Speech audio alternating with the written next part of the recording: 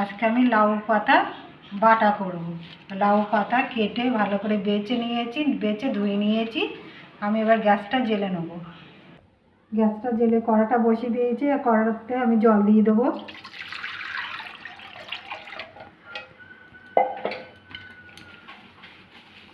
লাউ পাতাগুলো দিয়ে দেবো,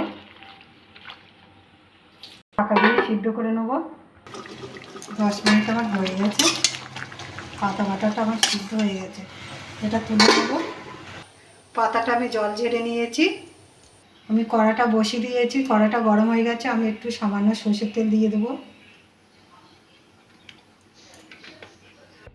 তেলটা গরম হয়ে গেছে, আমি রসুন দিয়ে দেবো,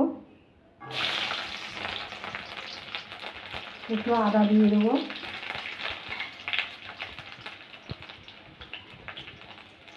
এবার পেঁয়াজগুলো দিয়ে দেবো।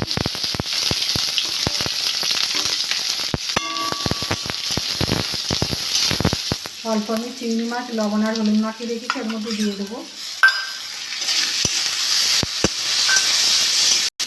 এটা হয়ে গেছে, আমি এবার নামিয়ে নেবো।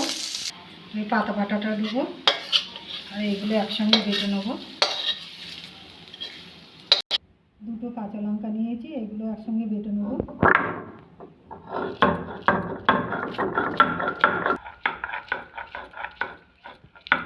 সবগুলো বেটে নিয়েছি, আমি এবার তুলে নেবো।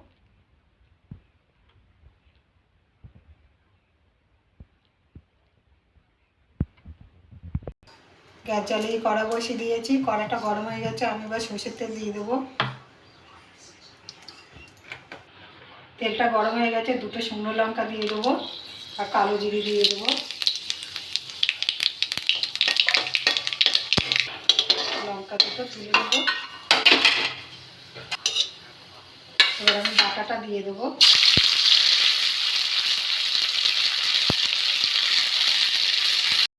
একটু লবণ দিয়ে দেবো, হলুদ দিয়ে দেবো, একটু লঙ্কার গুঁড়ো দিয়ে দেবো, একটু জিরে গুঁড়ো দিয়ে দেবো, সামান্য একটু ধনে গুঁড়ো দিয়ে দেবো, সামান্য একটু চিনি,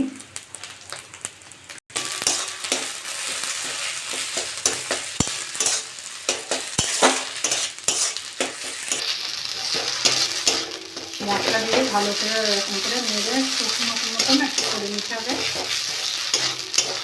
এটা আমার হয়ে গেছে, এবার নামিয়ে নেবো।